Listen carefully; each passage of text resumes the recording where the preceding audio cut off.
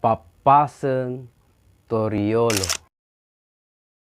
Ia pa na ulle taue mabawine na reko na ulle ni makulilingi wi dapurenge wekafitu.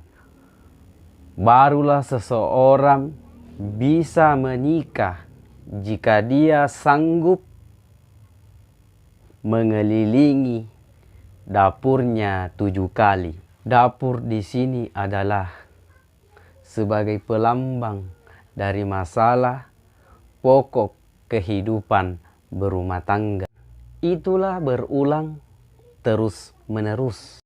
Jadi sebelum memasuki kehidupan berumah tangga, supaya menyelami sedalam-dalamnya dan sanggup memikul seluruh tanggung jawab seterusnya setiap hari.